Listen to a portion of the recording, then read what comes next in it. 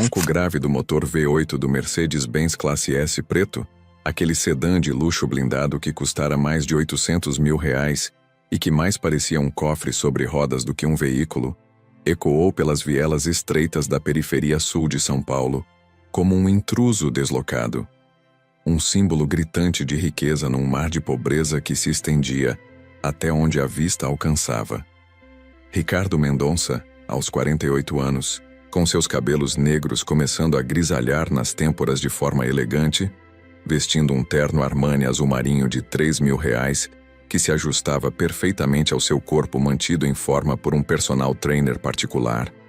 Apertou o volante de couro legítimo com uma força que fez seus dedos doerem, os anéis de ouro branco e platina que usava refletindo a luz fraca do fim de tarde, que se infiltrava pelas janelas escurecidas do carro.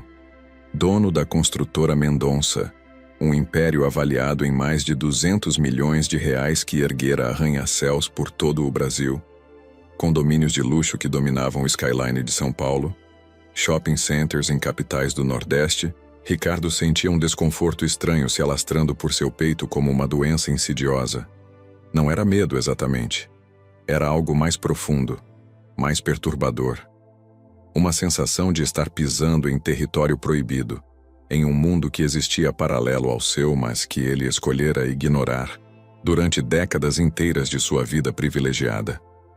As ruas de terra batida, cheias de buracos que faziam o Mercedes balançar de forma desagradável, apesar da suspensão alemã de última geração, contrastavam brutalmente com a Avenida Faria Lima, onde ficava seu escritório, com seus edifícios espelhados e calçadas de granito português.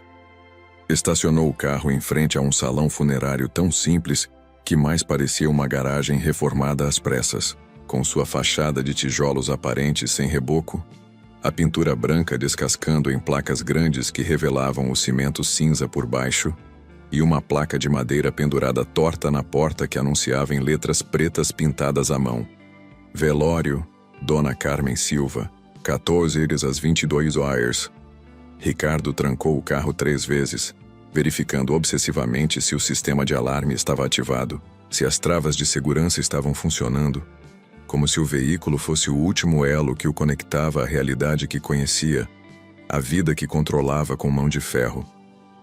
Respirou fundo, o ar carregado de cheiro de esgoto misturado com fumaça de churrasquinho de rua, tão diferente do ar-condicionado perfumado com essências importadas que respirava em sua cobertura triplex nos jardins, e caminhou até a entrada do velório. Estava ali apenas por obrigação social, cumprindo um dever moral que sua secretária lhe lembrara 3 vezes. Dona Carmen fora sua governanta por quase 20 anos. Uma mulher de sorriso largo e mãos calejadas que cuidara de sua casa, de sua roupa, de suas refeições com uma dedicação maternal que ele, no fundo, sempre considerara parte do serviço pelo qual pagava generosamente. Quando ela se aposentara 5 anos atrás, Ricardo dera-lhe uma quantia poupuda como agradecimento, o suficiente para que ela comprasse uma casinha simples, e depois praticamente a esquecera. Imerso em negócios, em viagens internacionais, em jantares de negócios em restaurantes com estrelas Michelin. A notícia da morte dela chegara por um telefonema da filha, e Ricardo, movido por aquele senso de decência que pessoas ricas cultivam para se sentirem humanas, decidira comparecer ao velório. Apenas aparecer, apresentar condolências, talvez deixar um envelope com dinheiro para ajudar com as despesas do enterro e ir embora. 15 minutos, máximo. Tinha um jantar importante às 8, com investidores japoneses interessados no projeto da torre executiva, um arranha-céu de 40 andares que seria o mais alto da Avenida Paulista. Empurrou a porta de madeira que rangeu de forma lamentável, as dobradiças pedindo óleo há provavelmente anos, e entrou no salão. O contraste foi tão brutal que precisou piscar várias vezes para seus olhos se ajustarem. Depois do sol forte lá fora, a penumbra do interior era quase sufocante. Lâmpadas fluorescentes baratas piscavam no teto, algumas queimadas, criando bolsões de sombra pelos cantos. O cheiro era uma mistura nauseante de velas baratas de parafina, flores murchas em arranjos simples, café requentado provavelmente pela 10ª vez, e algo mais.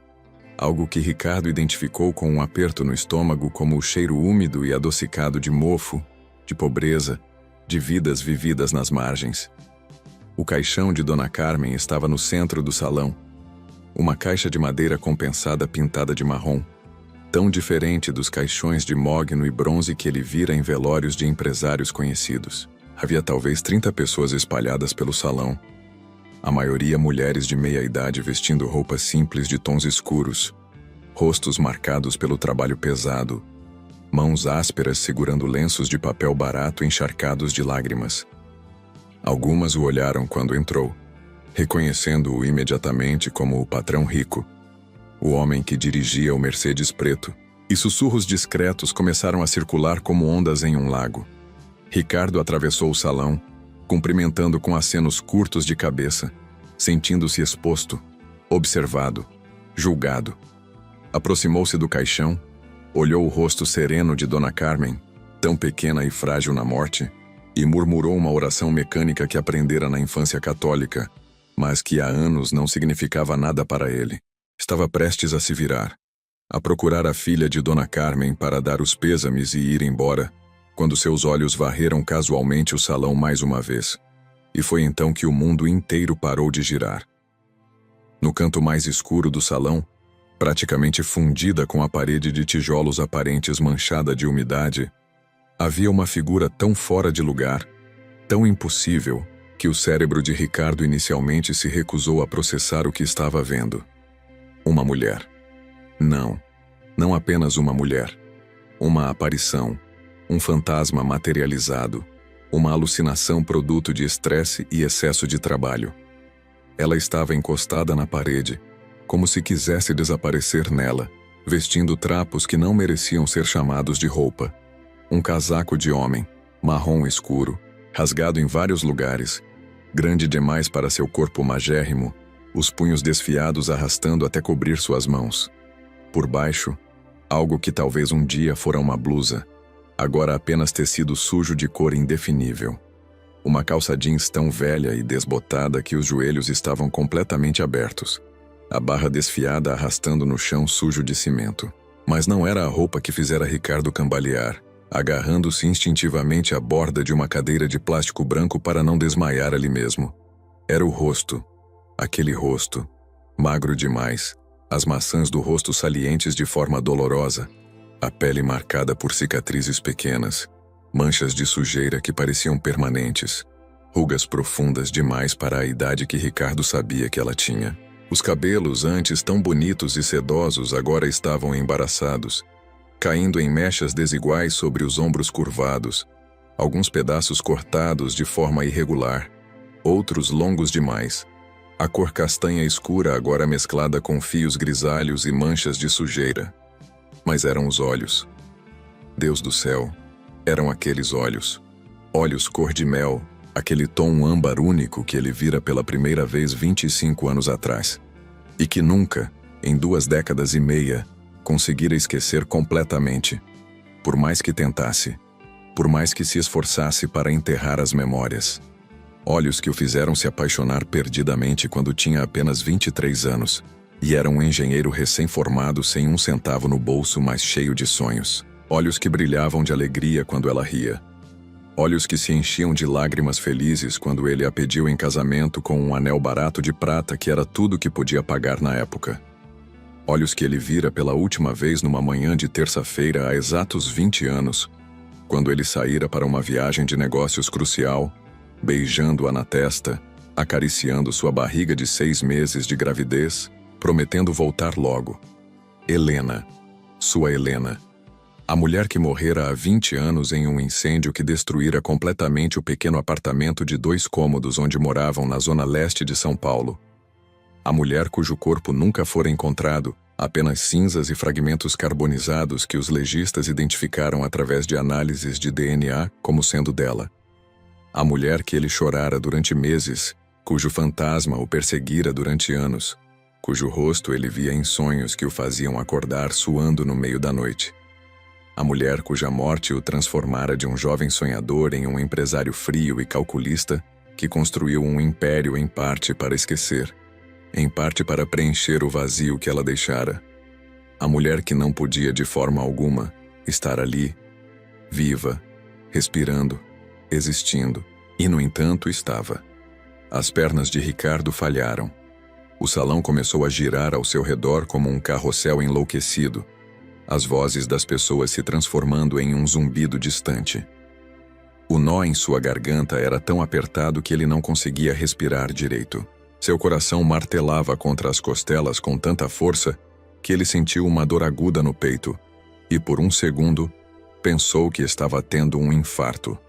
O maletim de couro italiano que carregava, aquele que custara R$ 5.000 e que tinha seus iniciais gravadas em ouro, escorregou de seus dedos entorpecidos e caiu no chão, com um baque surdo que ninguém pareceu notar. Ricardo atravessou o salão como um sonâmbulo, empurrando pessoas sem pedir licença, sem se desculpar, sem sequer registrar conscientemente o que estava fazendo. Seu cérebro estava travado em um único pensamento impossível, uma única palavra que se repetia sem parar.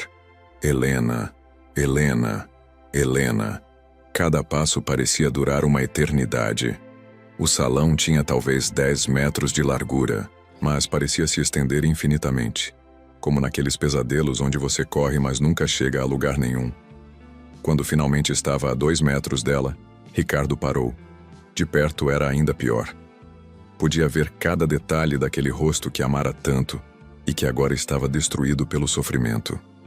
As cicatrizes pequenas espalhadas pelas bochechas, como se tivesse sido cortada por algo afiado múltiplas vezes. A pele manchada não apenas de sujeira, mas de exposição ao sol sem proteção, de viver ao relento, de anos nas ruas. Os lábios rachados, sangrando em alguns pontos. Os dentes, que antes eram perfeitos e brancos, agora estavam amarelados e alguns faltavam. As mãos, que ela mantinha escondidas nas mangas enormes do casaco, tremiam visivelmente. Mas eram aqueles olhos âmbar que o destroçavam, porque não estavam mais brilhando. Estavam apagados, vazios, como janelas de uma casa abandonada. Olhos que tinham visto horrores que ele não conseguia imaginar. Olhos que tinham perdido toda a luz, toda a esperança, todo o amor pela vida. Helena o olhou, e por um segundo, apenas um segundo de reconhecimento, algo piscou naquelas profundezas mortas. Seus lábios se abriram ligeiramente como se quisesse falar, mas apenas um sussurro rouco emergiu, tão baixo que Ricardo mal conseguiu ouvir mesmo estando tão perto. Ricardo. A voz, aquela voz, destruída, rouca de anos gritando ou talvez de anos em silêncio, mas ainda reconhecível como a voz que sussurrava "Eu te amo" no escuro do quarto minúsculo, que cantava melodias suaves enquanto cozinhava, que ria daquelas risadas cristalinas que faziam o coração dele se apertar de felicidade.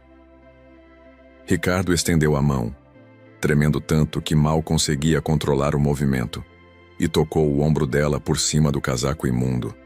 Mesmo através do tecido grosso ele podia sentir como ela estava magra, apenas osso e pele, sem nenhum músculo, nenhuma gordura, como se estivesse à beira da inanição.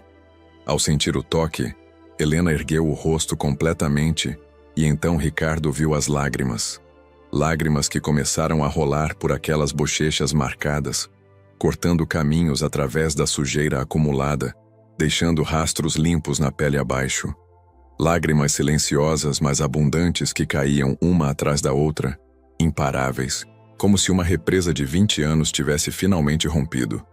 O corpo inteiro dela começou a tremer violentamente, os ombros curvados sacudindo com soluços que ela tentava conter, mas não conseguia. Helena, Ricardo conseguiu dizer, sua própria voz saindo estranha, quebrada, como se não usasse aquele tom há décadas. Helena, é você? Como? Como isso é possível? Ela tentou falar, os lábios se movendo sem produzir som. A garganta trabalhando contra o nó que obviamente a sufocava. Finalmente, com um esforço que parecia físico, conseguiu sussurrar novamente, cada palavra saindo como se fosse arrancada à força. Eu não era, para você, me ver. E então, como se aquelas palavras tivessem esgotado toda a energia que lhe restava, o corpo frágil de Helena cedeu, Seus joelhos dobraram, os olhos reviraram mostrando o branco, e ela desabou. Ricardo a pegou antes que caísse no chão de cimento sujo, segurando-a nos braços como se fosse feita de vidro, de papel, de algo infinitamente frágil que poderia se quebrar com um mínimo movimento brusco. O velório inteiro parou. Conversas cessaram no meio de frases. Xícaras de café pararam a meio caminho dos lábios. Todas as cabeças se viraram para observar a cena surreal do empresário milionário impecavelmente vestido, ajoelhado no chão sujo, segurando aquela mendiga nos braços como se ela fosse a coisa mais preciosa, mais sagrada que existia no universo, enquanto lágrimas que ele não sabia que estava chorando caíam de seu rosto e molhavam os cabelos embaraçados dela. "Alguém chame uma ambulância!" Ricardo gritou, sua voz ecoando pelo salão silencioso com uma autoridade que fez várias pessoas se mexerem imediatamente procurando telefones celulares. "Agora, rápido!" Enquanto esperava, Ricardo permaneceu ali, ajoelhado, segurando Helena contra seu peito, sentindo a respiração fraca e irregular dela, o coração batendo rápido demais no peito magro, o corpo inteiro queimando com febre. 20 anos. 20 anos de mentiras, de dor, de perguntas sem resposta. 20 anos acreditando que ela estava morta, que seu corpo virara cinzas, que ela e o bebê que carregava tinham sido consumidos pelo fogo. E ela estava ali, viva, destruída, quebrada, mas viva. E Ricardo soube com uma certeza absoluta que cortou através de toda a confusão e choque, que não descansaria até descobrir a verdade. Toda a verdade. Como isso aconteceu? Por que aconteceu? Quem fez isso com ela? E então, que Deus tivesse piedade deles, porque Ricardo não teria. A ambulância do SAMU chegou 15 minutos depois. 15 minutos que pareceram 15 horas, durante os quais Ricardo permaneceu no chão do velório segurando Helena, sussurrando palavras incoerentes, promessas que nem ele mesmo entendia completamente. Os paramédicos, inicialmente confusos com a cena, rapidamente assumiram controle profissional, verificando os sinais vitais de Helena que eram preocupantes: pressão arterial perigosamente baixa, desidratação severa, desnutrição avançada, sinais de hipotermia mesmo no calor de São Paulo, feridas infectadas pelo corpo. "Precisamos levá-la imediatamente, senhor", disse a paramédica, uma mulher de uns 30 anos com olhos gentis mas firmes. "Ela está em estado grave. Vou com ela", Ricardo declarou com uma firmeza que não admitia discussão, já se levantando e seguindo a maca onde haviam colocado Helena, agora conectada a soros e equipamentos de monitoramento. Na ambulância, enquanto a sirene cortava o trânsito de São Paulo com seu lamento urgente, Ricardo segurou a mão de Helena, aquela mão que antes era macia e cuidada, e que agora estava calejada, com as unhas quebradas e sujas, a pele áspera e machucada. Ela estava inconsciente, o rosto ainda mais pálido sob as luzes fluorescentes da ambulância. E foi só então, naquela luz clínica e cruel, que Ricardo notou algo que o fez congelar. No pulso esquerdo de Helena, amarrado como uma pulseira, estava um pedaço de tecido azul celeste, desbotado, rasgado em vários lugares com manchas de sujeira e sangue antigo, mas inconfundível. O lenço de seda, o lenço que pertencera à mãe de Helena, que morrera quando ela tinha apenas 12 anos. O lenço que Helena usava sempre, religiosamente, amarrado no pescoço em um laço delicado, dizendo que era sua conexão com a mãe que perdera cedo demais. O lenço azul celeste que se tornara quase um símbolo dela, parte de sua identidade visual, algo que ela nunca, em 3 anos de casamento, deixara de usar. Ricardo tocou o tecido com dedos trêmulos e sentiu algo se partir em seu peito. Ela guardara isso. Durante 20 anos de inferno, 20 anos vivendo nas ruas, 20 anos de sofrimento inimaginável, ela guardara esse único pedaço de seu passado, essa única conexão com quem ela fora antes de sua vida ser destruída. Que força de vontade isso exigira! Que determinação absurda para não se perder completamente, para manter algum fio de identidade quando tudo o mais fora arrancado dela. O Hospital Albert Einstein, O hospital particular mais caro e exclusivo de São Paulo, localizado no Morumbi com sua arquitetura moderna e seu atendimento de primeiro mundo, estava a 40 minutos dali no trânsito. Ricardo pegou seu celular e, com a voz ainda tremendo mas recuperando a autoridade de empresário acostumado a ser obedecido, fez uma única ligação.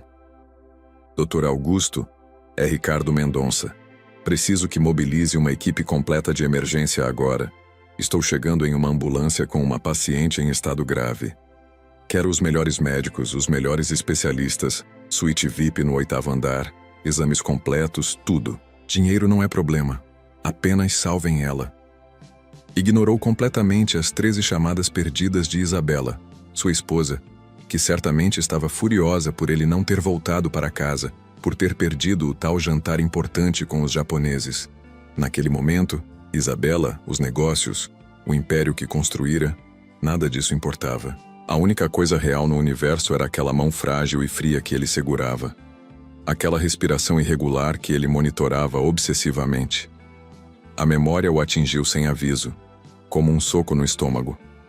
Ele tinha 23 anos e estava trabalhando em uma obra na Zona Leste, um prédio residencial de classe média baixa, operando uma betoneira sob o sol escaldante de janeiro. Helena, recém-formada em pedagogia com uma licenciatura que conseguira estudando à noite, enquanto trabalhava de dia, tinha acabado de ser contratada como professora na escola municipal, ao lado da obra. Ricardo a viu pela primeira vez durante o intervalo para o almoço. Ela estava no portão da escola, vestindo um vestido simples de algodão amarelo, com o tal lenço azul celeste no pescoço, distribuindo livros usados para crianças que esperavam ansiosas. Ricardo ficou paralisado, a marmita esquecida nas mãos, simplesmente observando aquela mulher que irradiava uma luz, uma bondade que ele nunca vira em ninguém. Quando ela ria das brincadeiras das crianças, seus olhos brilhavam como mel líquido ao sol. Levou uma semana até ele juntar coragem para atravessar a rua e falar com ela, inventando uma desculpa esfarrapada sobre querer doar livros também. Helena o olhou com aqueles olhos impossíveis e sorriu. E Ricardo soube com absoluta certeza que acabara de conhecer a mulher com quem passaria o resto da vida. Namoraram por 2 anos. Anos de felicidade simples, mas profunda. Passeios em parques públicos porque não tinham dinheiro para restaurantes caros. Piqueniques na Ibirapuera, onde Helena levava sanduíches que ela mesma fazia, e Ricardo contribuía com refrigerante e algumas frutas. Idas ao cinema popular de segunda-feira, quando o ingresso custava metade.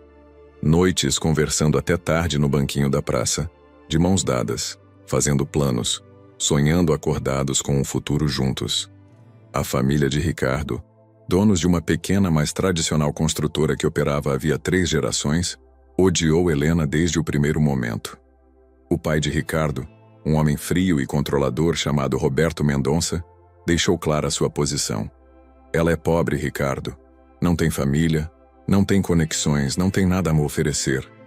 Casa com ela e você está fora da empresa, fora da família, fora do testamento. Escolha. Ricardo escolheu Helena. Casaram-se numa cerimônia simples no cartório com apenas 2 amigos como testemunhas. Sem festa, sem lua de mel, sem nada além de amor e esperança. Alugaram um apartamento minúsculo de 2 cômodos na Vila Mariana, um bairro de classe média baixa, com o dinheiro que Ricardo tinha economizado. Ele conseguiu emprego como engenheiro júnior em uma construtora menor, e Helena continuou dando aulas. Foram os 3 anos mais felizes da vida de Ricardo, mesmo com todas as dificuldades financeiras. O apartamento era tão pequeno que a cama quase tocava as paredes, não tinham dinheiro para móveis, então improvisavam com caixotes e cadeiras de plástico, comiam macarrão e arroz com ovo a maior parte do mês. Mas eram felizes. Deus, como eram felizes. Helena transformava aquele espaço minúsculo em um lar com sua presença, com seu riso, com sua ternura infinita. E então, ela engravidou. Ricardo lembrava perfeitamente do dia em que ela lhe contou. Ele chegara do trabalho exausto, coberto de poeira de cimento, e encontrou Helena sentada na cama com um exame de farmácia nas mãos, chorando. Por um segundo, ele pensou que era algo ruim, até que ela ergueu o rosto radiante e disse: "Vamos ser pais, Ricardo. Vamos ter um bebê." Ricardo a pegou nos braços e girou com ela pelo apartamento minúsculo, rindo e chorando ao mesmo tempo, batendo com os ombros nas paredes estreitas sem se importar, fazendo planos malucos sobre como organizariam um berço naquele espaço impossível, como ela teria que parar de trabalhar só por alguns meses, como ele pediria um aumento ou trabalharia horas extras, como seria perfeito mesmo sendo tudo tão difícil. Os 6 meses de gravidez foram mágicos. Helena ficava cada vez mais bonita, a barriga crescendo redonda sob os vestidos simples de algodão que ela usava, o rosto ganhando aquele brilho especial das gestantes felizes. Ricardo trabalhava feito louco, pegando todo o projeto extra que aparecia, economizando cada centavo para quando o bebê nascesse. Isabela, que era vizinha deles no mesmo prédio, se ofereceu para ajudar, trazendo roupinhas de bebê usadas, dando conselhos sobre gravidez, se tornando amiga próxima de Helena. Ricardo era grato pela ajuda, pela companionship que Isabela oferecia a Helena quando ele estava trabalhando muitas horas. E então veio aquela viagem. Um cliente importante em Campinas. Um projeto que poderia render o primeiro contrato grande de Ricardo. A chance de finalmente provar para si mesmo que conseguia ter sucesso sozinho, sem a ajuda da família que o rejeitara. Ricardo não queria ir. Não queria deixar Helena grávida de 6 meses. Mas ela insistiu. "Vai, amor," Helena disse, acariciando o rosto dele com aquelas mãos delicadas, o lenço azul celeste balançando suavemente em seu pescoço. "São só 3 dias. Eu vou ficar bem. A Isabela prometeu que vai ficar de olho em mim. Você precisa dessa oportunidade. Precisa mostrar para o mundo, e principalmente para você mesmo, do que você é capaz." Ricardo beijou-a na testa, nas bochechas, nos lábios, na barriga que abrigava seu filho.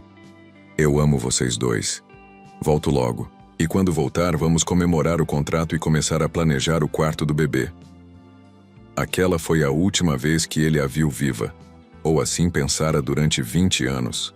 A ligação veio no segundo dia da viagem. Ricardo estava em uma reunião quando seu celular tocou. Era Isabela. E pela voz dele dava para saber que algo estava terrivelmente errado. Ricardo, você precisa voltar agora." A voz dela estava aos prantos engasgada, quase incompreensível. Aconteceu um acidente, um incêndio, o apartamento. Helena estava dentro. O resto foi um borrão de dor tão intensa que seu cérebro simplesmente desligou partes de si mesmo para sobreviver. A viagem de volta para São Paulo dirigindo como um louco, ultrapassando no acostamento, quase batendo 3 vezes. A chegada e encontrar o prédio onde moravam com metade destruída pelo fogo, a fachada enegrecida, janelas explodidas, o cheiro acre de fumaça e plástico queimado impregnando tudo. Bombeiros ainda trabalhando nas cinzas fumegantes do apartamento que fora seu lar. Isabela estava lá esperando por ele. E quando Ricardo a viu, algo nele quebrou definitivamente. Ela o abraçou enquanto ele gritava, um grito animal de dor pura, e lhe contou em pedaços fragmentados o que acontecera. Um curto-circuito na fiação antiga do prédio. O fogo se espalhara rápido demais. Helena estava dormindo. Não conseguiu sair a tempo. Quando os bombeiros chegaram, era tarde demais.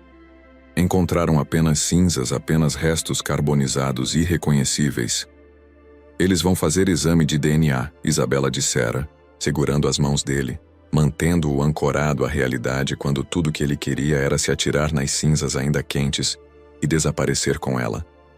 "Mas Ricardo, você precisa se preparar. Não vai haver corpo para enterrar. Não vai haver despedida. O fogo foi muito intenso." Os resultados de DNA vieram 1 semana depois, positivos. Os fragmentos ósseos e tecidos carbonizados encontrados no apartamento eram de Helena. Identificação confirmada com 99,9% de certeza. Isabela organizou tudo porque Ricardo estava completamente desfeito, incapaz de tomar qualquer decisão. Um enterro simbólico com um caixão vazio. Uma lápide no cemitério da Vila Mariana com o nome dela e as datas. Uma despedida que não trouxe nenhum fechamento, apenas mais dor. Ricardo passou os 6 meses seguintes em um estado de semi-morte emocional. Perdeu o emprego porque não conseguia se concentrar. Passou dias inteiros trancado no hotel barato onde estava morando. Não conseguia voltar ao prédio, não conseguia sequer passar pela rua. Isabela foi sua única ligação com o mundo, trazendo comida que ele não comia, forçando-o a tomar banho, a trocar de roupa, a pelo menos continuar existindo fisicamente mesmo que emocionalmente estivesse morto. E então, em um momento de desespero e raiva, Ricardo decidiu que transformaria sua dor em algo produtivo. Usou o seguro que tinha do apartamento e as economias que restaram para começar pequeno, construindo casas simples na periferia. Trabalhou obsessivamente, 16, 18 horas por dia, enchendo cada segundo com trabalho para não ter que pensar, não ter que sentir. A raiva, a dor, tudo foi canalizado em ambição feroz. Em 5 anos construiu um império. A construtora Mendonça cresceu de 3 funcionários para 300. Começou com casas populares e expandiu para prédios residenciais, depois condomínios de luxo, depois shopping centers. Ricardo se tornou conhecido não apenas por sua competência, mas por sua determinação brutal, sua capacidade de trabalhar incansavelmente, de fechar negócios que outros consideravam impossíveis. O dinheiro começou a fluir. Milhões se transformaram em dezenas de milhões. E Isabela estava sempre lá. Nos primeiros anos como amiga. Depois, sutilmente, como algo mais. Ela sabia exatamente como manipulá-lo, como usar sua solidão contra ele, como se posicionar como a única pessoa que realmente o entendia, que estivera lá no pior momento de sua vida. 5 anos após a morte de Helena, num momento de extrema fraqueza e solidão, Ricardo cedeu aos avanços de Isabela e eles começaram um relacionamento. Casaram-se 1 ano depois, numa cerimônia grande e ostensiva, que Isabela insistiu em ter, tão diferente do casamento simples e íntimo que ele tivera com Helena. Isabela era filha de um empresário falido chamado Fernando Costa, que vira em Ricardo a salvação para seus próprios problemas financeiros. A mulher que Ricardo desposou era bonita de uma forma fria e calculada, sempre impecavelmente vestida com roupas de grife, sempre com a maquiagem perfeita, sempre com o cabelo loiro platinado arrumado em salões caríssimos. Ela se encaixou perfeitamente no papel de esposa de empresário rico, organizando jantares, frequentando eventos de caridade, aparecendo em revistas de sociedade. Mas Ricardo nunca a amou, não da forma que amara Helena. Com Isabela era um arranjo, quase uma sociedade empresarial disfarçada de casamento. Ela cuidava da casa, da imagem pública dele, das relações sociais. Ele providenciava o dinheiro, o status, o estilo de vida luxuoso. Dividiam a mesma cama, mas dormiam virados para lados opostos. Tinham conversas, mas apenas sobre coisas superficiais. E quando Ricardo mencionava ter filhos, Isabela sempre arranjava uma desculpa. Problemas de saúde que seus médicos nunca conseguiam realmente confirmar. Momento errado nos negócios. Querer esperar mais 1 ano, depois mais um, depois mais um. 20 anos passaram assim. 20 anos de riqueza, mas vazio emocional. 20 anos dormindo ao lado de uma mulher que não amava, construindo um império que não preenchia o buraco que Helena deixara em seu peito. 20 anos visitando aquele túmulo vazio no cemitério todo aniversário de morte dela, todo aniversário de casamento, todo Natal, colocando flores, conversando com uma lápide que não guardava nenhum corpo, mantendo viva a única coisa real que já tivera na vida, a memória de 3 anos de felicidade com Helena. E agora ela estava viva, viva, quebrada, destruída, mas viva. O que mais estava vivo? A criança? O bebê que ela carregava naquele dia estava vivo em algum lugar? Ou morrera com ela no que quer que tenha acontecido? E mais importante, o que havia acontecido? Como uma mulher morta voltava à vida? Como ela acabara nas ruas? O que acontecera com o corpo que fora identificado como dela? O DNA confirmara. Como isso era possível? A ambulância chegou no Einstein e Ricardo acompanhou enquanto Helena era levada às pressas para a emergência VIP. Dr. Augusto já estava esperando, um homem de 50 e poucos anos com cabelos grisalhos e a serenidade de quem viu de tudo em 40 anos de medicina. Ricardo, ele disse colocando a mão no ombro do amigo porque eram próximos há anos. Vou cuidar dela. Mas você precisa me contar o que está acontecendo. Quem é ela? Por que estava naquele estado? Ela era. Ricardo tentou formar as palavras, mas elas se recusavam a sair de forma coerente. Ela é minha esposa, minha primeira esposa, que morreu há 20 anos. Só que ela não morreu. Ela está viva, e eu preciso saber como, por quê e quem fez isso com ela. Doutor, Augusto o olhou com uma expressão que mesclava preocupação profissional e pessoal.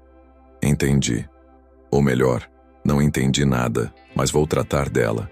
Vai levar algumas horas para estabilizar, fazer todos os exames, tratar as infecções. Você deve ir para casa, descansar. Não. A palavra saiu com uma firmeza absoluta. Eu fico. Não saio daqui até ela acordar e me contar o que aconteceu. Ricardo passou as próximas 12 horas sentado na sala de espera do 8º andar. Aquele espaço luxuoso com poltronas de couro, TV de plasma, café expresso grátis e vista para a cidade de São Paulo, se estendendo até o horizonte. Não comeu, não bebeu. Apenas esperou com o celular desligado para não ter que lidar com as ligações cada vez mais furiosas de Isabela. Foi durante aquela espera interminável que Ricardo tomou uma decisão.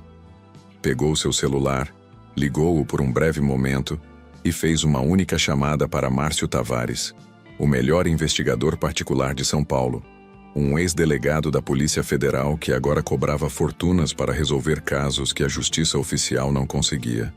Márcio, preciso que investigue algo para mim. Algo complicado. Preciso saber tudo sobre um incêndio que aconteceu há 20 anos na Vila Mariana. E preciso saber tudo sobre Isabela Costa, minha atual esposa. Tudo. Desde quando ela nasceu até o que ela comeu no café da manhã hoje. Dinheiro não é problema. Quero respostas e quero elas rápido. Helena despertou após 36 horas. Ricardo estava sentado ao lado da cama hospitalar, quando os olhos âmbar dela se abriram lentamente, confusos, desorientados, piscando contra a luz suave da suíte VIP. A transformação era impressionante. Depois de 2 banhos completos supervisionados por enfermeiras gentis, tratamento para piolhos, hidratação intravenosa, antibióticos para as infecções e alimentação gradual por sonda, Helena ainda estava terrivelmente magra, mas já não parecia aquela aparição fantasmagórica do velório. Usava um camisão hospitalar limpo, azul claro. Seu cabelo fora lavado, cortado e penteado por um cabeleireiro que Ricardo mandara vir ao hospital. As cicatrizes no rosto ainda estavam lá, marcas permanentes de sofrimento. Mas a sujeira tinha ido embora, revelando a pele clara por baixo. E no pulso, cuidadosamente preservado pelos enfermeiros por ordem expressa de Ricardo, ainda estava amarrado aquele pedaço de lenço azul celeste. Ricardo. A voz dela saiu fraca, rouca, mas era dela. Era realmente dela. Ricardo pegou a mão dela entre as suas, apertando suavemente, tentando não chorar e falhando miseravelmente. Estou aqui, Helena. Você está segura agora. Você está no hospital, está sendo cuidada. Ninguém vai te machucar nunca mais. Lágrimas começaram a escorrer dos olhos dela novamente. Você não deveria me ver assim. Eu tentei ficar escondida, não queria. Que você soubesse. Soubesse o quê? Helena, pelo amor de Deus, me conte o que aconteceu. Me conte tudo, por favor. E então, com a voz quebrando a cada poucas palavras, tendo que parar várias vezes para reunir forças, Helena contou. Contou sobre aquela noite, 20 anos atrás. Como Isabela aparecera no apartamento deles com uma garrafa de vinho, dizendo que queria conversar, que estava se sentindo sozinha. Helena, grávida e contente, confiando na amiga que tanto as ajudara, aceitou. Beberam vinho. Só que o vinho de Helena estava drogado. Ela começou a se sentir tonta, sonolenta, e então apagou. Acordou amarrada numa casa abandonada na periferia de São Paulo, numa sala vazia que cheirava a mofo e urina. Isabela estava lá, sentada numa cadeira, e quando viu Helena despertar, sorriu. Não era um sorriso bondoso. Era algo frio, calculista, predatório. Você está acordada? Que bom, Isabela dissera, sua voz sem nenhuma emoção. Preciso explicar algumas coisas para você, Helena. Eu sempre amei Ricardo. Desde que o conheci, desde o primeiro momento. Mas ele escolheu você. Você com sua pobreza, sua simplicidade irritante, sua bondade nauseante. Ele te escolheu ao invés de mim. Helena tentou falar, mas tinha uma mordaça. Tentou se mexer, mas estava amarrada com cordas que cortavam sua pele. Mas então eu percebi. Isabela continuou, arrumando as unhas com tranquilidade assustadora. Percebi que você não ia durar. Pessoas como você não duram com pessoas como Ricardo. Ele ia eventualmente se cansar. Ia perceber que precisava de alguém do nível dele. Alguém que pudesse ser uma parceira de verdade nos negócios, na sociedade. E então eu estaria lá esperando. Isabela se levantou, caminhou até Helena e acariciou seu cabelo de forma quase ternurosa. Mas aí você engravidou. E eu vi como ele ficou. Vi a felicidade dele. E soube que não ia funcionar esperar. Ele ia ficar preso a você por causa desse bebê. Ia desperdiçar sua vida toda em mediocridade. Então decidi acelerar as coisas. O plano era monstruoso em sua simplicidade. Isabela drogaria Helena e a manteria escondida.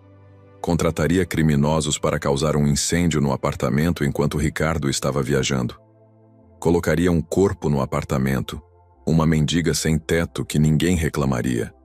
Uma viciada em crack que Isabela pagara para ir ao apartamento com promessa de dinheiro. O corpo seria carbonizado além de qualquer reconhecimento visual. E então Isabela usaria seus contatos. Seu pai tinha amigos em lugares estratégicos para forjar os exames de DNA, subornar técnicos de laboratório, garantir que o corpo fosse oficialmente identificado como Helena. E funcionou perfeitamente. Isabela explicou quase orgulhosa. O incêndio aconteceu exatamente como planejado. O corpo foi encontrado. O DNA foi confirmado. Ricardo ficou devastado, exatamente como eu esperava. E você? Bem, você está aqui. Isabela manteve Helena naquela casa abandonada por meses. Grávida de 6 meses quando foi capturada, Helena viu sua barriga crescer enquanto estava acorrentada em condições terríveis. Isabela vinha uma vez por semana trazer comida mínima e água, apenas o suficiente para mantê-la viva. Disse que ia esperar o bebê nascer, depois se livraria de ambos permanentemente. Mas quando Helena estava com 8 meses de gravidez, houve um descuido. Isabela chegara bêbada uma noite, tropeçou, deixou a chave da corrente cair. Helena esperou até que ela dormisse alcoolizada no chão. Então conseguiu pegar a chave com os pés, soltou-se e correu. Era madrugada. Helena estava descalça, vestindo apenas um vestido rasgado e sujo, grávida de 8 meses, sem ter ideia de onde estava. Correu pela mata que cercava a casa, caiu várias vezes, machucou os pés em pedras e galhos, mas continuou correndo impulsionada pelo terror absoluto de ser recapturada. Eventualmente chegou a uma favela na Zona Sul, um lugar chamado Paraisópolis, onde moradores de rua notaram a mulher grávida e ensanguentada, e, movidos por compaixão, a ajudaram. Helena deu à luz 1 mês depois numa invasão abandonada, assistida apenas por uma parteira improvisada, que era uma ex-viciada tentando se recuperar. O parto foi horrível, sem anestesia, sem equipamento médico adequado, apenas panos velhos e água fervida. Mas o bebê nasceu. Um menino lindo, perfeito, com olhos azuis idênticos aos de Ricardo. Gabriel, Helena sussurrou para Ricardo enquanto contava a história, as lágrimas agora caindo livremente. Eu o chamei de Gabriel porque achei que era meu anjo, minha única razão para continuar vivendo. Ele era tão pequeno, tão perfeito. Eu olhava para ele e via você. Via o amor que tínhamos tido. Helena viveu nas ruas com Gabriel, dormindo em albergues quando conseguia vaga, em papelões quando não conseguia. Trabalhou em qualquer coisa que encontrava, catando latinhas, limpando para-brisas em sinais, pedindo esmolas. Tudo para conseguir fórmula para o bebê, fraldas, o mínimo de roupa para mantê-lo aquecido. Quando Gabriel completou 3 anos, Helena conseguiu matriculá-lo numa creche pública, usando documentos falsos que comprou de um falsificador em uma boca de fumo. Eu não contei a verdade sobre quem eu era, sobre o pai dele. Helena explicou, a voz quebrada de emoção. Tinha medo.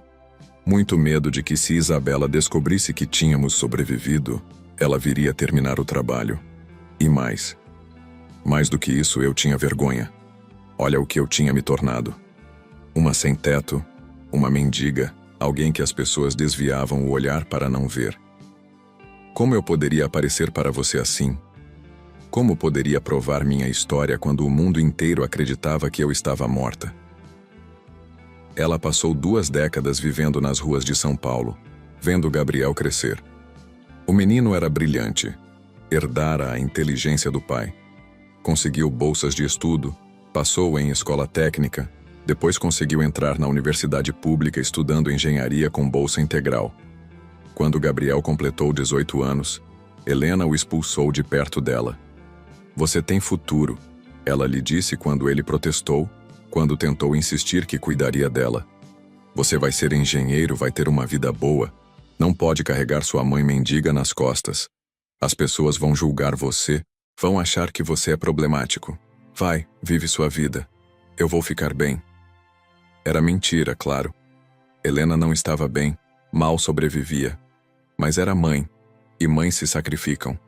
Então ela viveu mais 1 ano nas ruas, cada vez mais fraca, cada vez mais doente, até que aquele dia no velório de Dona Carmen, uma mulher bondosa que às vezes dava comida para os moradores de rua, e que Helena conhecia vagamente. Quando te vi entrando naquele salão, Helena sussurrou tocando o rosto de Ricardo suavemente, como se não pudesse acreditar que ele era real. Pensei que ia desmaiar. Você estava tão bonito, tão bem-sucedido, tão diferente do jovem que eu conheci.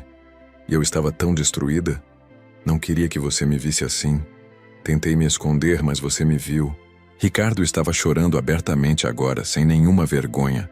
As lágrimas caindo sobre a mão dele que ainda segurava a de Helena. Você deveria ter me procurado. Deveria ter me contado. Helena, eu teria acreditado em você. Teria te protegido. Não teria. Ela disse suavemente com uma tristeza antiga em sua voz. Você não teria, Ricardo. Porque você se casou com ela, com Isabela. Você construiu uma vida com a mulher que destruiu a minha. Como eu poderia aparecer e destroçar tudo? Como eu poderia provar algo quando ela tinha alterado até exames de DNA? Ela é rica, poderosa, conectada. E eu sou nada. Sou uma fantasma, oficialmente morta há 20 anos. Mas não era mais, porque, naquele momento, Ricardo tinha um propósito com uma clareza que não sentia há 2 décadas. Pegou o telefone e ligou novamente para Márcio. Acelere tudo. Quero resultados em 1 semana. E quero você mobilizando toda a sua rede. Vamos descobrir a verdade. E então vamos destruir essa mulher. Os dias que se seguiram foram uma operação militar em sua precisão. Márcio e sua equipe de 10 investigadores trabalharam incansavelmente. Encontraram a casa abandonada onde Helena fora mantida. Ainda existia, agora ocupada por sem-tetos, mas com registros de propriedade que apontavam para a família de Isabela. Localizaram os técnicos de laboratório que haviam forjado os exames de DNA 20 anos atrás. Um ainda estava vivo, e sob pressão e promessa de imunidade, confessou tudo em gravação. Encontraram registros bancários mostrando transferências suspeitas de contas controladas pelo pai de Isabela para criminosos conhecidos exatamente na época do incêndio. E mais importante, localizaram Gabriel. O jovem de 19 anos estava trabalhando em um estágio de engenharia durante o dia e fazendo entregas de comida à noite para ganhar dinheiro extra. Márcio o trouxe ao hospital numa tarde. O momento em que Ricardo viu seu filho pela primeira vez foi surreal. Gabriel era alto, talvez 1,85 de ombros largos e músculos definidos de quem carregava peso pesado regularmente. Tinha os olhos azuis de Ricardo, intensos e penetrantes. O perfil forte, a mandíbula quadrada. Os mesmos gestos com as mãos quando falava. Era impossível negar a semelhança. Você é meu pai?" Gabriel perguntou, sua voz tremendo entre esperança e incredulidade. "Minha mãe sempre disse que meu pai tinha morrido." "Ela mentiu para te proteger", Ricardo respondeu, aproximando-se devagar como se temesse que o jovem fosse desaparecer se ele se movesse rápido demais. "E eu não sabia. Deus, eu não sabia que você existia. Se soubesse, ele teria movido mundos para nos encontrar." Helena disse da cama, estendendo uma mão para Gabriel, que correu para ela, ajoelhando-se ao lado da cama e abraçando-a com lágrimas rolando pelo rosto. Ricardo se juntou a eles, abraçando pai e filho juntos pela primeira vez. E algo que estava quebrado dentro dele começou a se consertar. Não completamente. Haviam perdido 20 anos, 2 décadas de memórias que nunca recuperariam. Mas estavam juntos agora, e Ricardo ia garantir que nunca mais fossem separados. Enquanto isso, Isabela percebia que algo estava errado. Ricardo não voltara para casa há dias. Não atendia chamadas dela. Quando ela tentou rastreá-lo através de seus seguranças, descobriu que ele estava no Hospital Einstein, mas ninguém dizia por quê. Ela foi até lá pessoalmente usando seu status de esposa para exigir informações. Foi então que ela viu. Através da janela da suíte VIP do 8º andar, antes que pudesse entrar, viu Ricardo, Helena e um jovem desconhecido abraçados. Viu o lenço azul celeste no pulso de Helena e soube com uma certeza gelada e terrível que seu castelo de cartas estava desmoronando. Isabela reagiu como sempre fizera, com cálculo frio e manipulação. Contratou os melhores advogados de São Paulo, informando-os que precisava se preparar para um divórcio complicado. Começou a mover dinheiro de contas conjuntas para contas offshore em paraísos fiscais. E mais sinistro, contratou 2 criminosos através de intermediários para resolver o problema permanentemente. O atentado aconteceu numa terça-feira à noite. Helena, já recuperada o suficiente para caminhar, insistira em sair do hospital para respirar ar fresco, descer até o jardim do complexo hospitalar. Ricardo estava relutante, mas acabou concordando, pedindo que Gabriel a acompanhasse enquanto ele terminava de fazer ligações importantes no quarto do hospital. Helena e Gabriel estavam caminhando pelos jardins iluminados quando 2 homens apareceram das sombras. Um deles tinha uma faca, o outro, uma pistola Glock com silenciador. Não disseram nada, apenas avançaram com intenção assassina clara. Gabriel viu o brilho do metal primeiro. Tudo que aprendeu crescendo nas ruas ativou instantaneamente. Empurrou Helena para trás, gritando por ajuda, e se jogou no primeiro homem antes que ele pudesse esfaquear sua mãe. A luta foi violenta e caótica. Gabriel era jovem e forte, mas eles eram profissionais. O segundo homem levantou a arma, mirando em Helena, que estava caída no chão, quando seguranças do hospital finalmente chegaram correndo. Um dos criminosos foi baleado por um segurança armado. O outro tentou fugir, mas foi derrubado e imobilizado. Gabriel sofreu um corte profundo no braço durante a luta, mas nada que ameaçasse sua vida. Helena estava em choque, mas fisicamente ilesa. Na delegacia, sob interrogatório pesado com promessa de redução de pena, o criminoso capturado cantou. Tinha gravações de conversas telefônicas com Isabela, onde ela ordenava explicitamente o assassinato de Helena Mendonça e qualquer um que estivesse com ela. Gravações onde ela falava sobre terminar o que deveria ter sido terminado 20 anos atrás. Gravações onde ela ria, com aquela risada fria e calculista, sobre como havia enganado Ricardo por 2 décadas inteiras. A polícia foi à mansão dos Mendonça naquela mesma noite com mandado de prisão. Isabela estava jantando sozinha quando eles chegaram, comendo um risoto de fungo porcine preparado pela chefe particular, bebendo vinho branco de uma safra de 2005 que custava R$ 1.000 a garrafa. Quando viu os policiais, não demonstrou medo. Apenas um leve aborrecimento, como se fossem vendedores indesejados tocando à porta. Isabela Costa Mendonça, você está presa pelos crimes de tentativa de homicídio qualificado, sequestro, cárcere privado, falsificação de documentos públicos, falsidade ideológica e formação de quadrilha, anunciou o delegado apresentando o mandado. Isabela o leu calmamente, terminou seu gole de vinho, limpou os lábios com o guardanapo de linho e então finalmente olhou para os policiais. Vocês não têm ideia de com quem estão mexendo, disse com aquela voz controlada e gelada. Meu advogado vai destruir esse caso em 48 horas. Vou estar de volta aqui amanhã. Mas não estava, porque Ricardo havia sido meticuloso. As evidências eram esmagadoras, irrefutáveis, acumuladas por uma semana inteira de investigação profissional. E Ricardo tinha algo que Isabela nunca tivera: amor verdadeiro para motivá-lo, para torná-lo implacável em sua busca por justiça. A confrontação pública aconteceu 3 meses depois, em uma coletiva de imprensa convocada por Ricardo no auditório principal da construtora Mendonça. Ele convidou todas as emissoras de TV, todos os grandes jornais, revistas, portais de notícias. A sala estava lotada com mais de 200 jornalistas, câmeras de TV, fotógrafos, curiosos. Ricardo subiu ao palco, impecavelmente vestido em um terno cinza chumbo, mas parecendo 10 anos mais velho do que há 3 meses.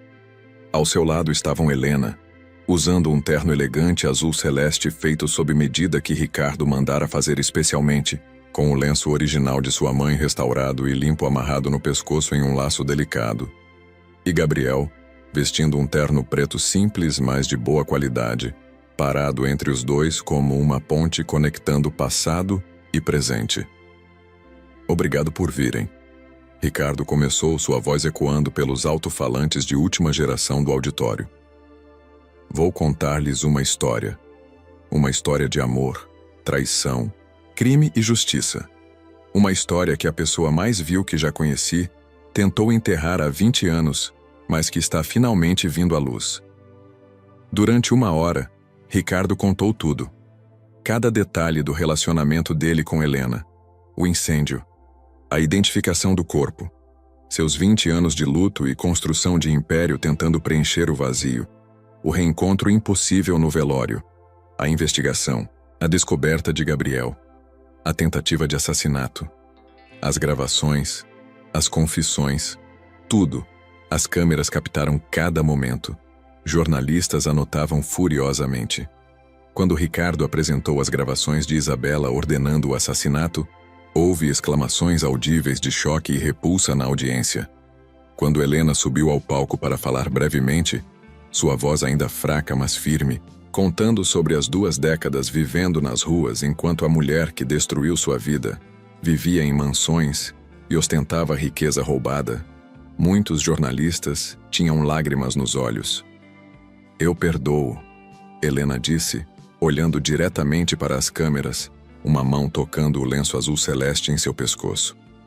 Perdoo porque guardar ódio só envenenaria minha alma ainda mais. Mas perdoar não significa esquecer. E não significa que ela não deva pagar por seus crimes. Justiça precisa ser feita. Não por vingança, mas porque é o certo. Gabriel também falou, contando sobre crescer sem pai, sobre cuidar de uma mãe que vivia nas ruas, sobre descobrir aos 19 anos que seu pai estava vivo e era um dos homens mais ricos do Brasil, sobre quase perder sua mãe para um atentado ordenado pela mesma mulher que destruiu sua família antes dele nascer. Tenho raiva, Gabriel admitiu, suas mãos tremendo ligeiramente enquanto segurava o microfone. Raiva de ter perdido 20 anos com meu pai. Raiva de ter visto minha mãe sofrer. Raiva de que essa mulher viveu em luxo enquanto nós vivíamos em miséria. Mas raiva sozinha não resolve nada. Então estou aqui pedindo e implorando para que o sistema de justiça funcione. Para que ela pague. Para que nenhuma outra família passe pelo que passamos. A história se tornou a manchete principal de todos os noticiários daquela noite. Empresário reencontra esposa dada como morta há 20 anos. Mulher sobrevive 2 décadas nas ruas após ser vítima de tentativa de homicídio.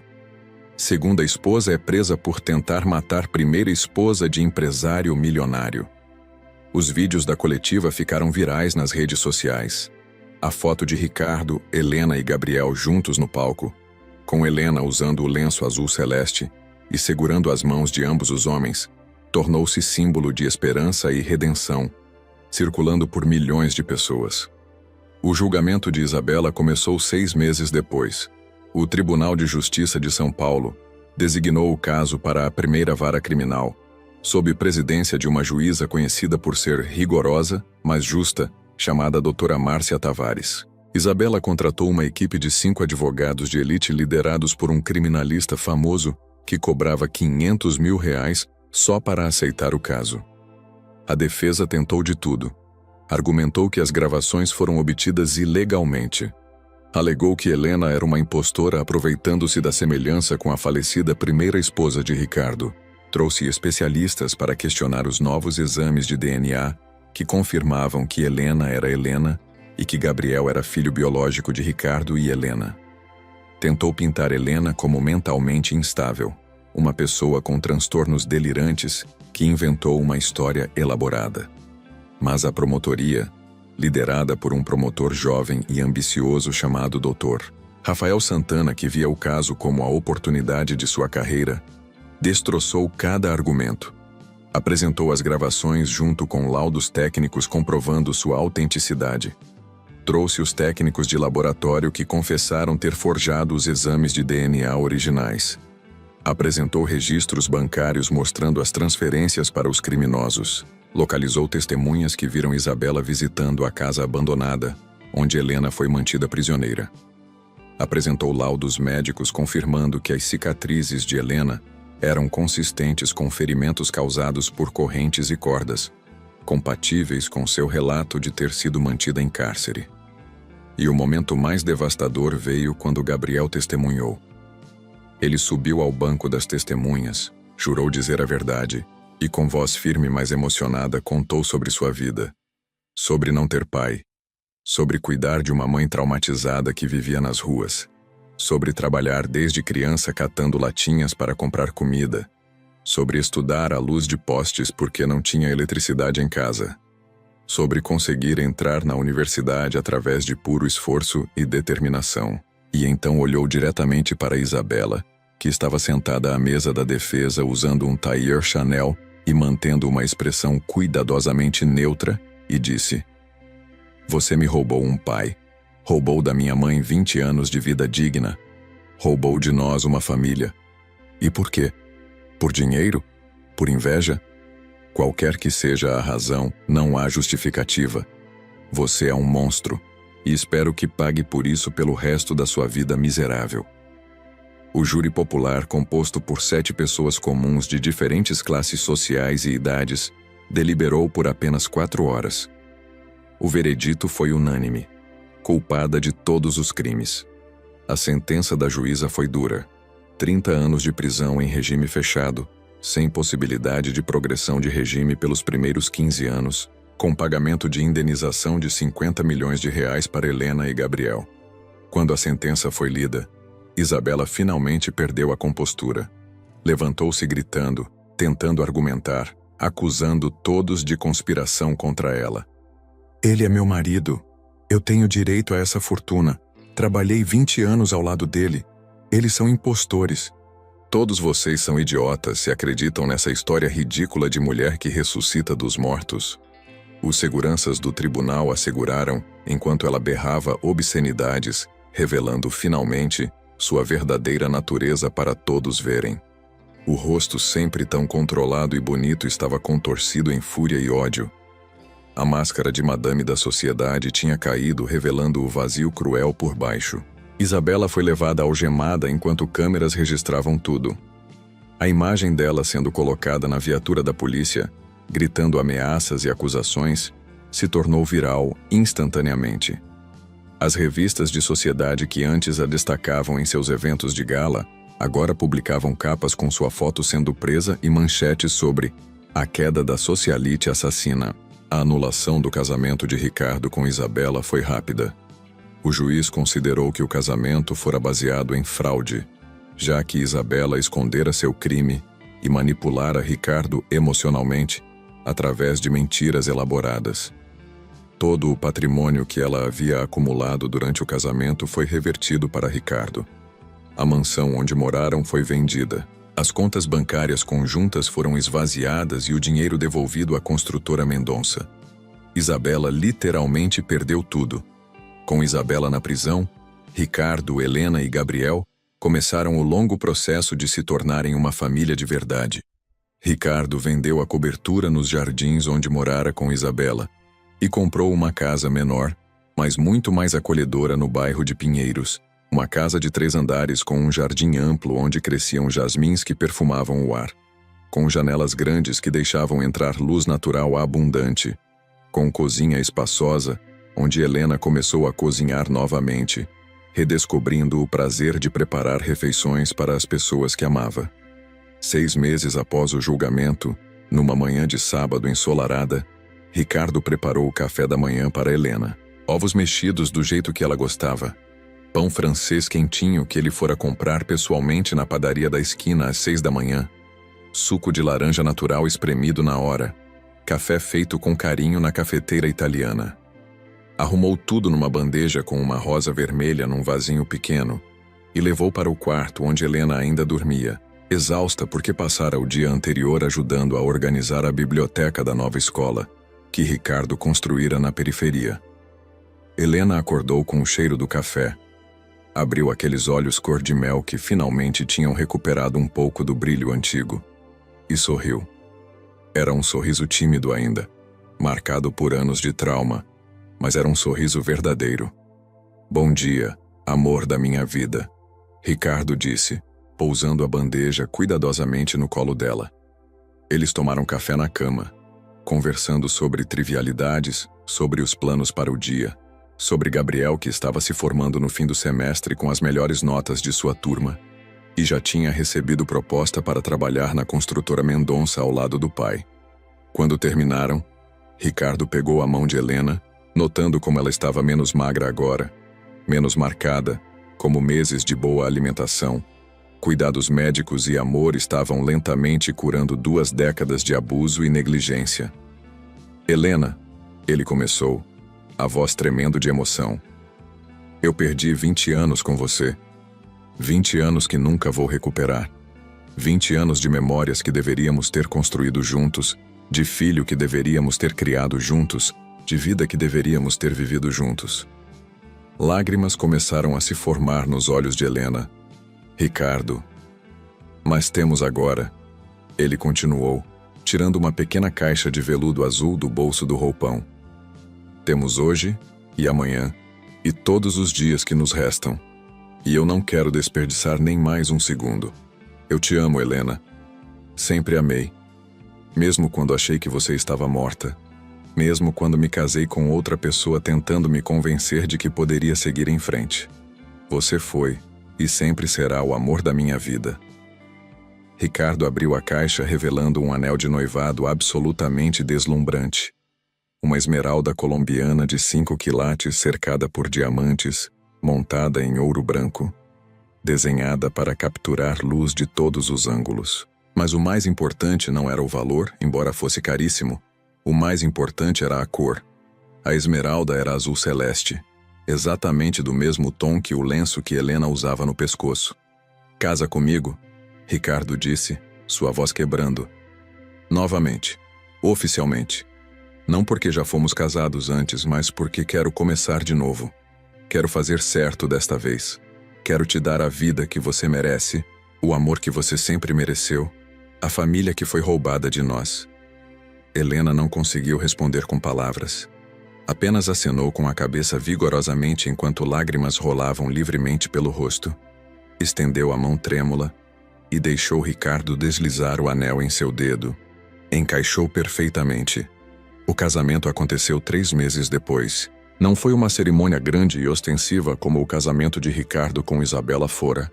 Foi algo íntimo, significativo, verdadeiro. numa capela pequena no bairro de Paraisópolis, a mesma favela onde Helena dera à luz Gabriel, onde moradores de rua a ajudaram a sobreviver os primeiros anos. Estavam presentes apenas 50 pessoas. Gabriel como padrinho do pai, emocionado em seu terno novo.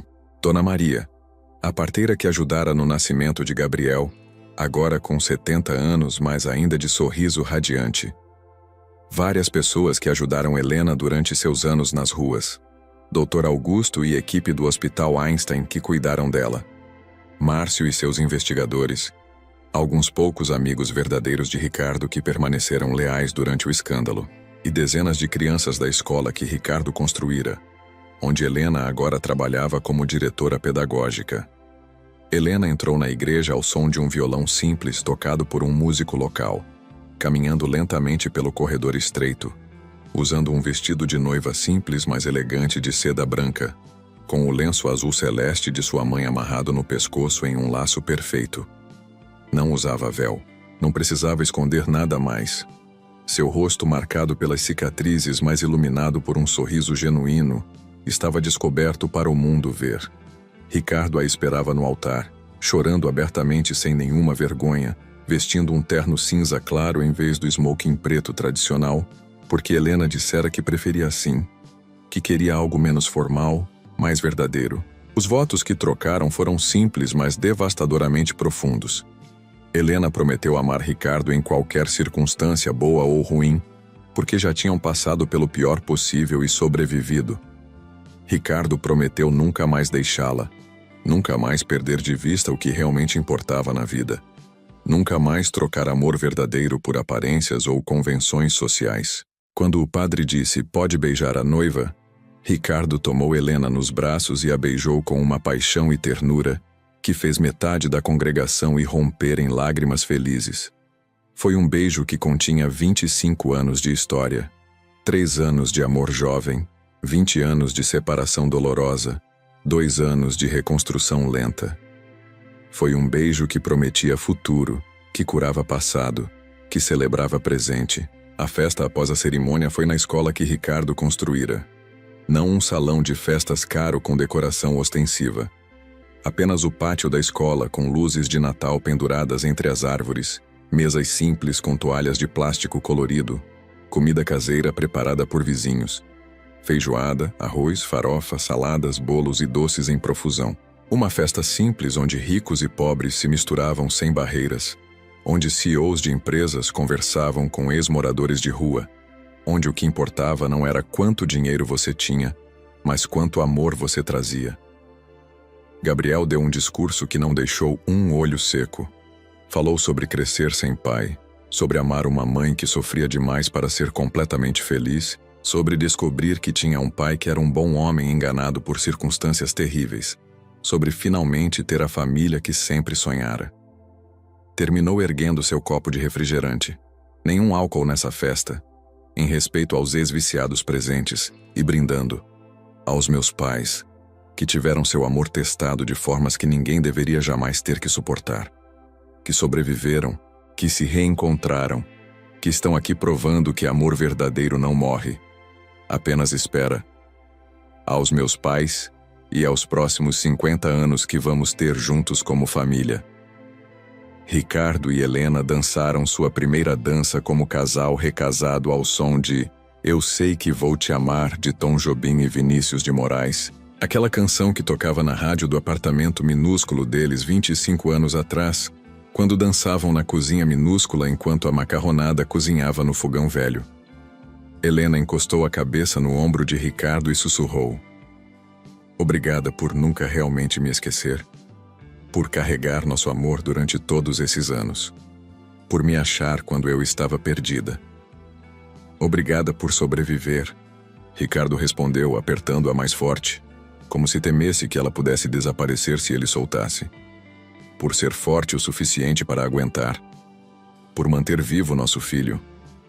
Por nunca desistir completamente mesmo quando tinha todos os motivos do mundo para desistir.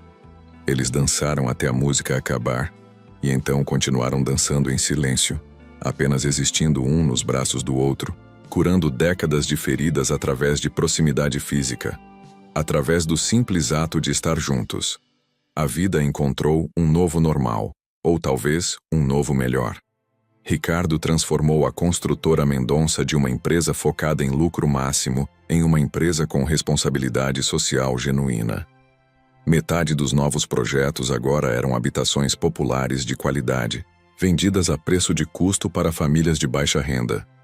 A empresa construiu 5 escolas em comunidades carentes, todas seguindo o modelo da primeira que Helena dirigia. Estabeleceram um programa de bolsas onde ex-moradores de rua eram treinados em profissões da construção civil e recebiam emprego garantido. Gabriel formou-se com honras e começou a trabalhar na construtora como engenheiro júnior, mas com um papel especial: supervisionar todos os projetos sociais, garantir que mantinham um padrão de qualidade alto, mesmo sendo para a população de baixa renda. Ele namorava uma colega de faculdade chamada Beatriz, uma moça gentil que também vinha de origem humilde e que se apaixonou pela história da família Mendonça e pelo caráter íntegro de Gabriel. Helena floresceu como diretora pedagógica da Escola Carmen, nomeada em homenagem à governanta cujo velório permitira o reencontro impossível. Ela desenvolveu um programa educacional revolucionário focado em crianças de comunidades carentes, combinando educação formal com apoio emocional, refeições garantidas, uniforme e material escolar fornecidos e acompanhamento familiar. A escola tinha fila de espera de mais de 1.000 crianças. Então Ricardo anunciou que construiria mais 4 unidades em diferentes regiões de São Paulo. As cicatrizes no rosto de Helena começaram a clarear com tratamentos dermatológicos avançados, mas ela escolheu não fazê-las desaparecer completamente. São parte da minha história, explicou quando Ricardo ofereceu pagar por cirurgias plásticas. Não tenho vergonha do que sobrevivi. As cicatrizes me lembram que sou forte, que posso superar qualquer coisa. Isabela cumpria sua sentença na penitenciária feminina de Santana, em uma cela compartilhada com outras 5 presas. A mulher que antes se vestia apenas com grife agora usava o uniforme laranja padrão. A mulher que tinha chefe particular agora comia a mesma comida básica que todas as presas. A mulher que mandava em empregados agora seguia ordens de guardas. Tentou suicídio 2 vezes nos primeiros 6 meses, mas foi impedida e colocada em vigilância psiquiátrica. Não recebia visitas. Não tinha amigos. Seu pai morrera de derrame 3 meses após sua condenação, e sua mãe a deserdara publicamente, mudando inclusive de sobrenome para se distanciar do escândalo. Em uma tarde chuvosa de agosto, Helena e Ricardo estavam sentados no sofá da sala de estar de sua casa em Pinheiros, lendo juntos, quando Helena pousou o livro e tocou o braço de Ricardo. Tem algo que quero fazer, ela disse suavemente. Qualquer coisa, amor. O que você precisar. Quero visitar Isabela na prisão. Ricardo congelou, baixando seu próprio livro, olhando para Helena como se ela tivesse sugerido algo absurdo. Por quê? Depois de tudo que ela fez.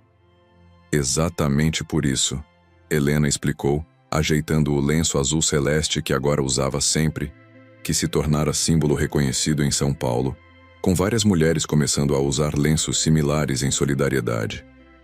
Porque ela fez tudo isso e ainda assim estou aqui, feliz, amada, viva. Quero que ela veja isso. Quero que ela saiba que não venceu. Que amor verdadeiro sempre vence no final. Ricardo foi contra inicialmente, mas Helena insistiu, e 1 semana depois estava sentada em uma sala de visitas apertada da penitenciária esperando. Isabela entrou escoltada por 2 guardas, e a transformação era chocante. A mulher sempre impecável agora tinha cabelos desgrenhados e grisalhos, unhas comidas, postura curvada de derrota. Quando viu Helena, seus olhos se arregalaram com uma mistura de ódio e algo que talvez fosse remorso. Sentaram-se em lados opostos de uma mesa de metal desgastado. Por um longo minuto apenas se olharam. Por que você está aqui? Isabela finalmente perguntou, sua voz rouca de desuso. Para dizer que te perdoo, Helena respondeu simplesmente. Isabela riu, mas era uma risada amarga, quebrada. Perdão? Você me perdoa? Como generoso. Não é generosidade. Helena corrigiu suavemente. É necessidade. Eu precisava te perdoar para seguir em frente completamente. para não carregar ódio que só envenenaria minha vida. Você me roubou 20 anos, Isabela. 20 anos vivendo nas ruas, passando fome, frio, medo. Você tentou me matar, matar meu filho.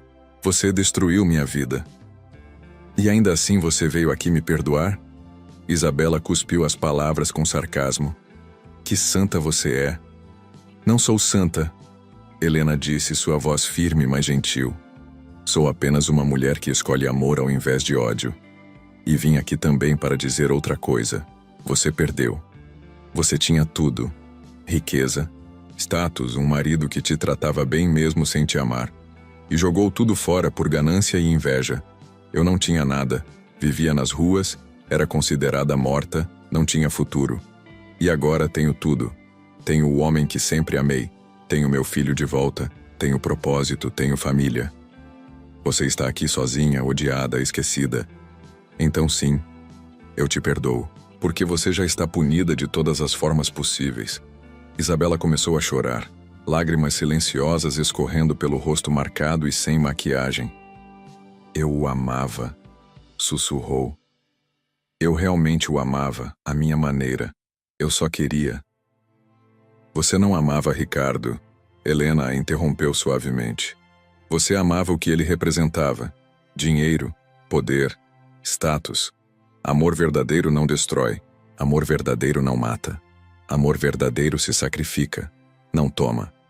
Você nunca amou ninguém além de si mesma. Helena se levantou para ir embora, mas antes de sair, virou-se uma última vez. Espero que use esses 30 anos para realmente pensar sobre quem você é, sobre as escolhas que fez. Não é tarde demais para mudar, para se tornar uma pessoa melhor. Não para mim ou para Ricardo.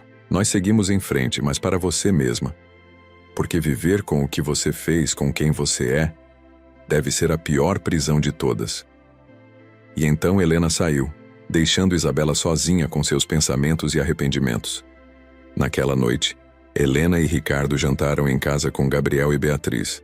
Arroz, feijão, bife acebolado e salada. Comida simples, mas feita com amor.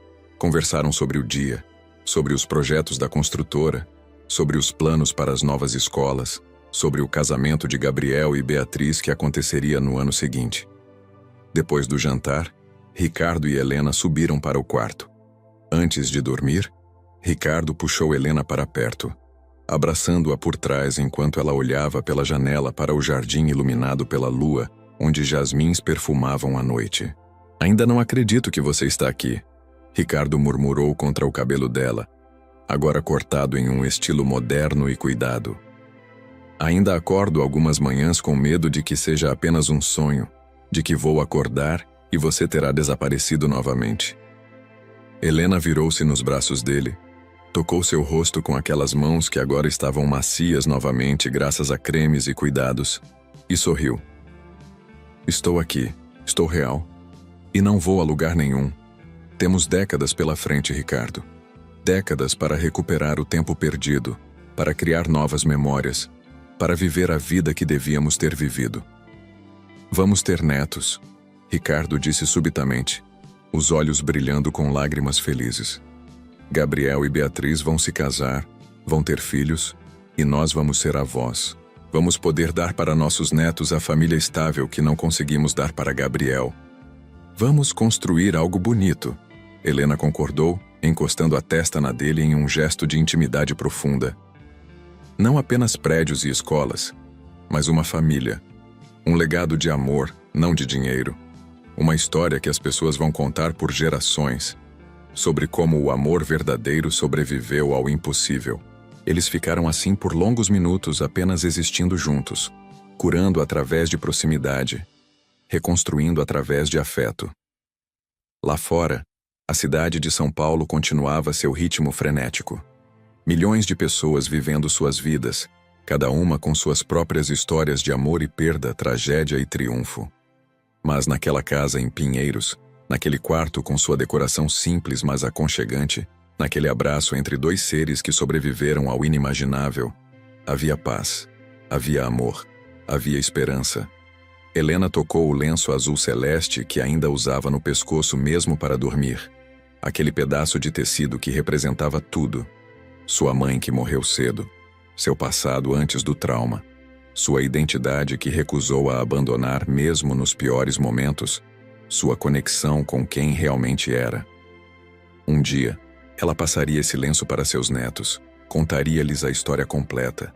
Ensinaria-lhes que não importa quão escura a noite fique, sempre há esperança de um novo amanhecer. Te amo.